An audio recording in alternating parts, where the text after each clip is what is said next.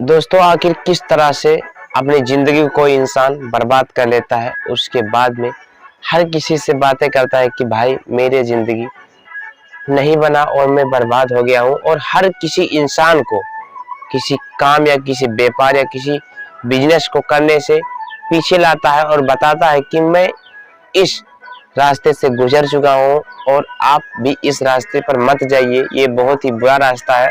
आप इस रास्ते पर बनने के सिवा बिगड़ सकते हैं। कि घर में, आपके पड़ोस में हर कोई ये इंसान, गली, कस्बे, शहरों और दोस्त यार जरूर ये बात आपसे जरूर किए होंगे। हर कोई आजकल किसी को बढ़ाने की जगह नीचे गिराने की जरूर सोचता है। दोस्तों, मैं बात कर रहा हूँ एक ऐसे शख्स की जिन्होंने अपने जिंदगी को इस तरह से बर्बाद किया था कि मानो अब उनकी जिंदगी में कभी खुशी आएगी ही नहीं, और वो अपने कैरियर को एकदम खत्म कर चुके थे। उन्हें लगा था कि इंसान के कैरियर जब खत्म होता है तो उसके आगे किसी तरह का कैरियर नहीं होता है, लेकिन ये बात गलत है। अगर एक दरवाजे आपके लिए बंद होते हैं तो आने वाले भविष्य में अगर आप काम करते रहते हैं तो आपके लिए हजारों दरवाजे खुलते हैं और हजारों लोग आपकी सपोर्ट करते हैं। तो नमस्कार दोस्तों, मैं आप सभी का भाई, आप सभी का दोस्त श्रवण यादव। स्वागत है आपके अपने और हमारे यूट्यूब चैनल पीएमजे श्रवण में। और आप अगर हमारे यूट्यूब चैनल पीएमजे श्रवण में पहली बार हमारी वीडियोज को देख रहे हैं तो हमारे चैनल को सब्सक्राइब जरूर करिएगा। दोस्तों, मैं एक शख्स की बात बता रहा हूँ जिनका नाम बॉबी देओल है। उस शख्स को कौन नहीं जानता होगा, क्योंकि बॉलीवुड के मशहूर दिग्गज कलाकार और बेहद दिहाड़ के साथ फिल्मों को हिट कराने वाले अभिनेता यानी सनी देओल और सनी पाजी के छोटे भाई बॉबी देओल जी हैं। दोस्तों, हालांकि उनके पिता धर्मेंद्र, जो कि बॉलीवुड में अच्छा खासा नाम कमा चुके हैं और अपने दोनों बेटों को एक अच्छे खासे मुकाम पर हिट होते देखना चाहते थे, लेकिन दोस्तों इसमें से सनी पाजी एक अच्छे ट्रेन की रफ्तार से भागते हैं और बॉलीवुड में एक अच्छी खासी लेवल, एक अच्छी खासी पॉपुलैरिटी वो हासिल कर लेते हैं। हालांकि उन्हीं के छोटे भाई यानी बॉबी देओल पाजी, जो कि अपनी जिंदगी को एकदम डिप्रेशन में डाल लेते हैं। उन्हें लगता है कि मैं फिल्मी कैरियर में सफल नहीं होऊंगा और मैं क्यों ना बिजनेसमैन में ट्राई करूं और बिजनेसमैन बन के अपनी जिंदगी को अच्छे से व्यतीत करने लगूं। लेकिन दोस्तों, सनी पाजी जैसे एक अच्छे हिट और कलाकार का भाई इस तरह से सोचेगा, ये किसी भी इंसान को मालूम नहीं था। क्योंकि दोस्तों, जो इंसान और जिस इंसान का भाई इतना बड़ा स्टार बॉलीवुड में बन चुका हो, उस इंसान के भाई की कैरियर दांव पर लग जाए और वो भाई कुछ ना कर पाए तो बेकार है। इस तरह की पॉपुलैरिटी पाना और इस तरह की सफलता हासिल करने की कोई वजूद नहीं रह जाता है। लेकिन हालांकि दोस्तों, ये बात सच है कि जो इंसान मेहनत करता है आगे वही बढ़ता है। अगर आप पूरे दिन घर में सूतेंगे और बाहर दिमाग जाकर नहीं लगाएंगे या बाहर नहीं चलेंगे तो आपका पहचान नहीं रहेगा। ये बात सच है। अगर आप पूरा दिन गांव में टहलते हैं या किसी शहर में रहते हैं तो किसी दोस्तों के साथ इधर इस गली में, उस गली में, उसके बाइक पे, इसके बाइक पे घूमते रहेंगे तो आपको कोई पहचानने वाला नहीं ना मेरे भाई। और आप जब तक अपने आप को एक अच्छा खासा कॉन्फिडेंस अपने अंदर नहीं लाएंगे और जज्बात नहीं लाएंगे या किसी चीज को करने को नहीं ठानेंगे और नहीं सोचेंगे कि मैं इस काम को कर लूंगा या और इस काम में मैं सफल हो जाऊंगा, और एक काम को लेकर नहीं चलेंगे तो आजीवन असफल और विफल ही होंगे, सफल कभी नहीं हो सकते। दोस्तों, बॉबी देओल हालांकि बहुत फिल्मों में ब्लॉकबस्टर मूवी दे चुके हैं, उनके film back to back hit भी हुई है, और फिर भी क्यों एक फ्लॉप स्टार बनकर आज बॉलीवुड में रहेंगे। दोस्तों, सनी देओल एक अच्छे खासे स्टार बन चुके हैं, उनका भाई फ्लॉप कैसे हो गया। हर कोई यही कहता है कि बॉबी देओल एक अच्छे एक्टर है, लेकिन अच्छे एक्टर और फिर भी क्यों वो फ्लॉप हो गए। दोस्तों, उन्होंने बहुत से सारी फिल्मों में काम किया। अपने फिल्म जो था उसमें उनके पिताजी यानी धर्मेंद्र जी का बहुत बड़ा योगदान रहा, जिसमें दोनों भाई हिट भी हुए थे और वो फिल्म बहुत ब्लॉकबस्टर हुई थी। और आज हर किसी भाई और हर किसी फैमिली जब वो फिल्म देखता है तो उनकी आंखों में आंसू जाता है। हालांकि अपनी फिल्म बहुत ही अच्छी मूवी थी, जो कि देखने के बाद हर कोई इंसान, हर कोई भाई, हर कोई मेरा बहन, हर कोई मेरी भाभी, हर कोई जो भी आज रिश्ते हैं इस दुनिया में, मैं बताता हूँ, हर कोई इंसान इमोशनल और दुखी जरूर होगा, क्योंकि उसमें परिवार के बारे में बताया गया है कि किस तरह से परिवार को चलाया जाता है और एक दूसरे के प्रति फैमिली में कितना प्रेम और संबंध होता है।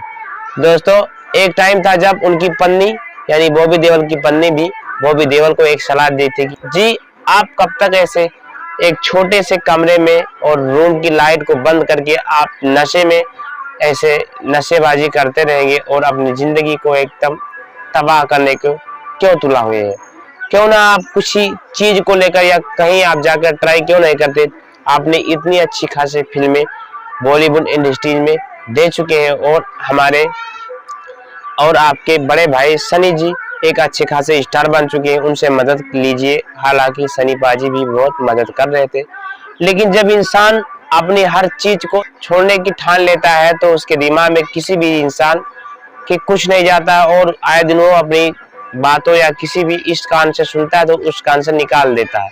कुछ इस तरह से बॉबी देओल भी करते थे, वो अपनी पत्नी की बातें को अनसुनी कर देते थे और पूरा दिन रूम में फेंक रहते थे, शराब पीते थे, सिगरेट पीते थे और उन्हें शराब पीने और सिगरेट पीने की लत लगी हुई थी। उनके बेटे आर्यन देओल जो कि अमेरिका में अपनी पढ़ाई को पूरा करने के लिए इंडिया से गए थे और जब वो अपनी पढ़ाई यानी पढ़ाई करते करते उन्हें जब किसी दिन और कुछ सालों बाद उन्हें छुट्टी मिलती है तो अपने पढ़ाई की छुट्टी को निकाल कर अपने पापा और अपने मम्मी डैडी और दादा दादी से मिलने पंजाब जरूर आते हैं। हालांकि उनका गांव पंजाब ही है और उस समय बॉबी देओल पंजाब और अपने गांव पे ही ऐसे रहते हैं और बॉम्बे में नहीं रहते हैं।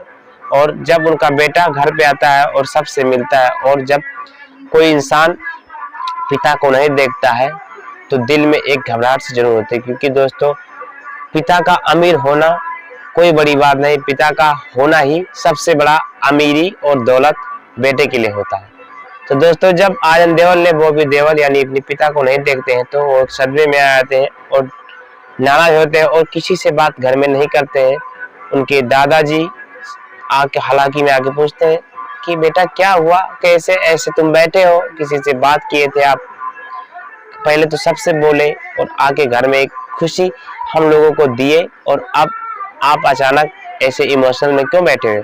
तो आर्यन देओल पूछते हैं यानी बॉबी देओल के बेटे पूछते हैं कि हमारे पिताजी किधर है? मैं उन्हें बहुत प्यार करता हूँ और मैं अपने पिताजी से तुरंत मिलना चाहता हूँ। उसके बाद उनकी माताजी अपने हस्बैंड यानी बॉबी देओल को दिखाती है और वो एक नशे में उनकी आंखें लाल होती हैं और शराब की बोतल लिए हुए, हाथों में सिगरेट, एक हाथ में बोतल शराब की लिए बिस्तर पे लेटे हुए होते हैं, शूज भी नहीं निकाले होते हैं, ऐसे पड़े होते हैं। इस बात को और इस समय को देखकर उनकी बेटे के आंखों में आंसू आता है और जब होश में आते हैं बॉबी देओल तो उनके बेटे आर्यन देओल उन्हें समझाते हैं कि पापा आप क्यों ना फिल्म में जाते हैं और ट्राई करें, क्या पता इंसान का सफल होना उम्र से कुछ लेना देने नहीं होता है।